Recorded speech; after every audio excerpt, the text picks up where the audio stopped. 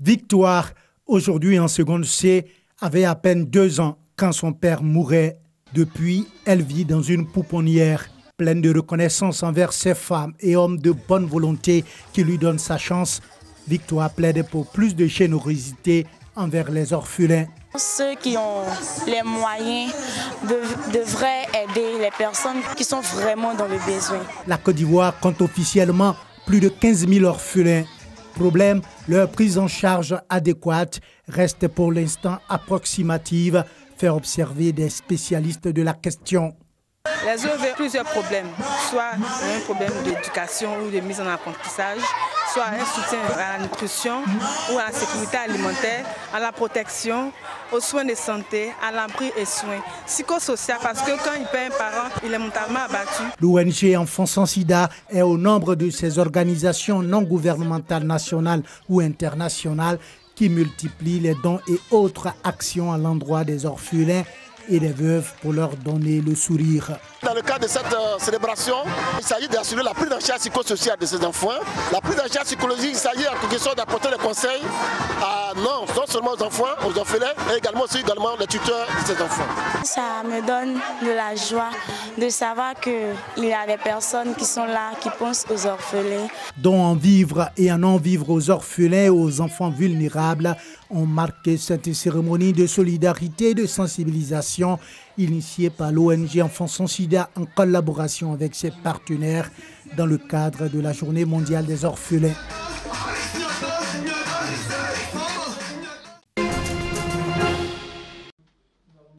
En Côte d'Ivoire, selon une étude menée par l'ONG SOS et violences sexuelles, plus de 250 jeunes filles sont victimes d'exploitation sexuelle.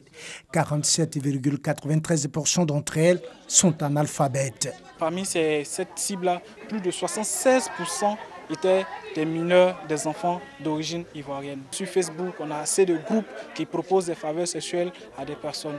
Aussi, à Yopougon, nous avons plusieurs zones de prostitution. Dans ces zones-là, il y a assez d'enfants. On parle d'exploitation sexuelle quand une personne use de son pouvoir pour exploiter sexuellement une personne âgée de moins de 18 ans, soit pour son profit ou un plaisir personnel. Les familles sont pauvres. Elles pensent qu'en mettant les enfants au travail, ça sera la solution à leurs problèmes.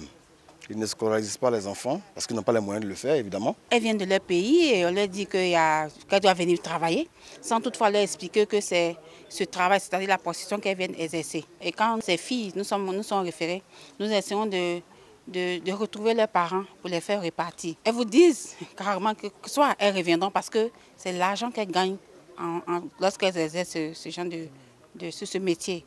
Les enfants victimes de cette pratique s'exposent à des maladies sexuellement transmissibles, voire à des dangers graves et souvent irréversibles. Face à ce fléau qui menace le développement physique, spirituel, moral des victimes, l'ONG SOS et violences sexuelles suscite un réseau de lutte contre l'exploitation sexuelle des enfants, qui est un programme de participation des enfants en Afrique, bénéficie du soutien financier de l'Agence française de développement. Sa durée s'étend sur 12 mois. Ce projet-là a pour objectif même de lutter contre toutes les formes d'exploitation sexuelle en Côte d'Ivoire, de réduire au maximum l'exploitation sexuelle et de prévenir l'exploitation sexuelle à travers les renforcements des capacités des officiers de police, les renforcements des capacités des enfants par des activités de formation, d'autoprotection, pour que ces enfants-là même évitent les réseaux de prostitution et ainsi de suite. Créée en 1997, l'ONG SOS et violences sexuelles est une organisation non gouvernementale de droit ivoirien. Elle a pour objectif de lutter contre toute forme de violence faite aux femmes et aux enfants sur la base des valeurs cardinales que sont le respect, la dignité, la solidarité et l'assistance. Le lycée moderne de Koumassi et l'école militaire préparatoire technique EMPT de Bingerville sur la plus haute marche du podium du championnat inter-école. Le premier pour les débats et le second pour la dictée. En dictée, si le candidat de l'EMPT a réussi à surclasser les autres candidats, les finalistes du débat étaient au coude à coude. 126 points pour le vainqueur contre 122. Nous avons trouvé la compétition rude. On ne s'attendait même pas à remporter. Mais on a donné le meilleur de nous-mêmes. Ce qui a milité en notre faveur était notre aisance sur scène. Nous avons des arguments justifiés et nous avons des différents types de voix qui portent, même avec ou sans micro. Je suis fier du groupe pour une première fois et ce n'est pas parce que nous avons été à la hauteur, mais il faut dire qu'on n'a pas eu plus d'expérience dans le débat et c'est ce qui nous a manqué. Je félicite mes amis et je félicite aussi l'équipe qui a gagné parce qu'ils ont démontré leur talent, ils ont été à la hauteur, voilà pourquoi ils ont mérité. Des gagnants, certes. Cependant, pour les membres du jury, le niveau des participants reste moyen. En vue d'accroître leur performance aux prochaines éditions, des suggestions leur ont été faites. Graines du savoir est une compétition inter-école. Elle a pour but d'améliorer le niveau de langue des élèves des lycées et collèges. Nous contribuons donc à améliorer les capacités des élèves et des étudiants à travers ces compétitions que nous organisons. Il y a le concours de dictée qui amène les élèves à écrire juste et le concours de débat qui vise à les amener à développer tout ce qui est talent d'orateur pour qu'ils puissent parler aisément devant un public. Pour les prochaines éditions, comme innovation, c'est de pouvoir toucher encore d'autres localités.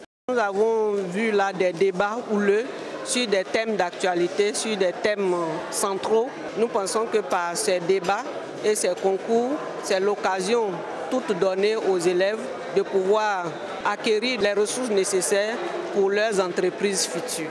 8 établissements ont préparé à cette phase finale. Trophées, médailles et ouvrages scolaires ont été remis aux vainqueurs.